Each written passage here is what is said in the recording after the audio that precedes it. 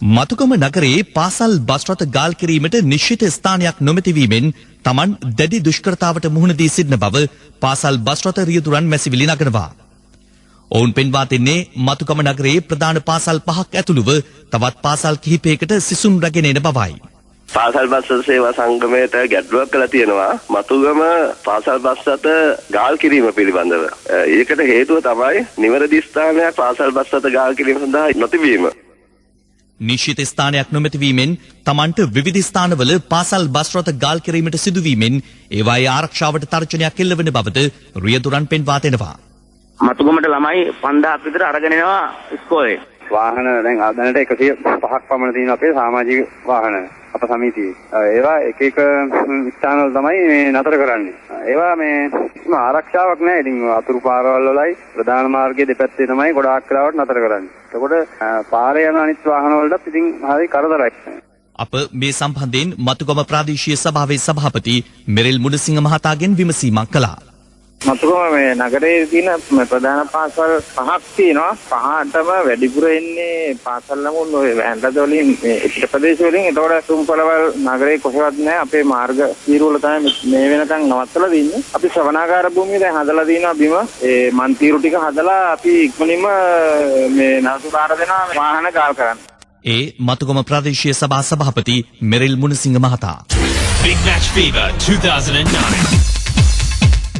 104 වෙනි ආතරවන්තීන්ගේ සරණ ලෙස හැඳින්වෙන ගාල්ල මහින්ද රිච්මන්ඩ් තරගයේ දෙවන දිනේ අදයි. තරගය පැවැත්වෙන්නේ ගාල්ල ජාත්‍යන්තර ක්‍රිකට් ක්‍රීඩාංගණයේදී.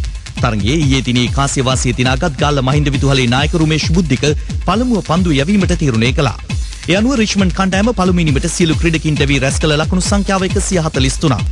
මෙවැනි විට පන්දුවට පහර දෙන මහින්ද කණ්ඩායම පළමුවෙනිමට කඩලු 5ක් දැවී ලකුණු 83ක් රැස් කරගෙන සිටිනවා. මාතර ශාන්ත තෝමස් කණ්ඩායම සහ ශාන්ත සර්විසස් කණ්ඩායම අතර 109 වැනි රුහුණු මහා නිල්හටන අද මාතර උයන්වත්ත ක්‍රීඩාංගණයේදී දෙවන දිනේ සඳහා පැවැත්වෙනවා. කාසියවාසිය හිමි කරගත් ශාන්ත තෝමස් කණ්ඩායම පළමුවෙන් පන්දුවට පහර දීමට සර්විසස් කණ්ඩායමට ආරාධනා කළා.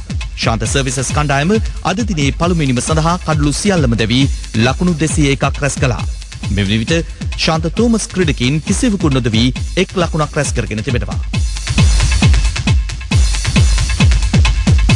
Big Match Fever 2009. Big Match Cricket වසන්තය ඔබ වෙත ගෙන ආවේ හජ්. විශිෂ්ටතම මිල ගණන් යටතේ දැන් හජ් සමග හිතේ හැටියට අමතන්න. ඒ සමගින් සිරස FM ගෙන දේශීය පුවත් අවසන් වෙනවා. ඊළඟට විදේශ පුවත් බලාපොරොත්තු වන්න. News first. සිරස ප්‍රවෘත්ති.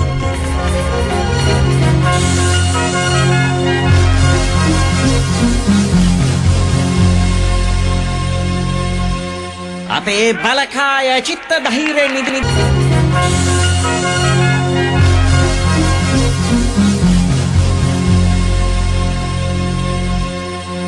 විදේශීය ප්‍රවෘත්ති සංස්කරණයේ උදිත සම්පත් ඉදිරිපත් කිරීම චතුර්යෝදේශිකා පෙරේරා මැඩගස්කරයට සපයන සියලුම මානුෂීය නොවන ආධාර අත්හිටුවීමට ඇමරිකාව තීරණය කර තිබෙනවා.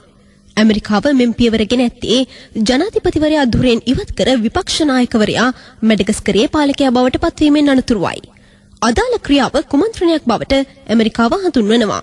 BBC ලෝක සේවය පැවසුවේ යුරෝපා සංගමයේ සහ අප්‍රිකානු සංගමයේද මැඩගස්කරයේ බලය පැහැර ගැනීමේ ක්‍රියාවලිය හෙලා දැක ඇති බවයි.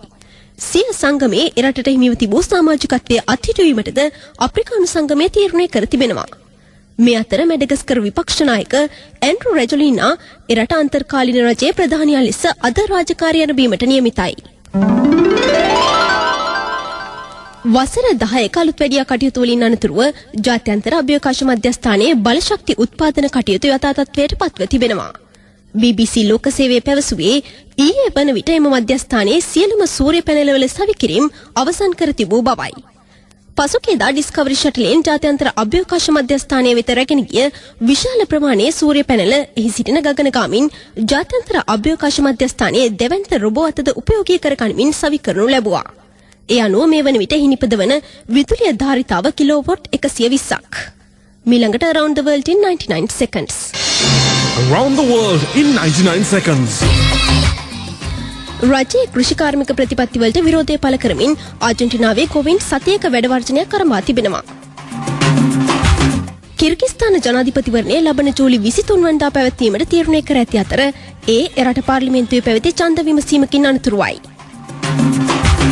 ඇමරිකානු නාවික හමුදාවට ඇත් න්‍යෂ්ටික බලයෙන් ක්‍රියාත්මක වන සබ්මරීනයක් හා තවත් ඇමරිකානු යුද නෞකාවක් ඊයේ හෝමුස් සමුද්‍ර සන්ධිය ආසන්නයේදී ගැටීමකට ලක් වුණා. ඇෆ්ගනිස්තානයේ කන්දහාර් ප්‍රදේශයේදී සිදු බෝම්බ පිපිරීම් දෙකකින් කැනඩා සෙබළුන් 4 දෙනෙකු මිය ගොස් තවත් 8 දෙනෙකු තුවාල ලබා තිබෙනවා.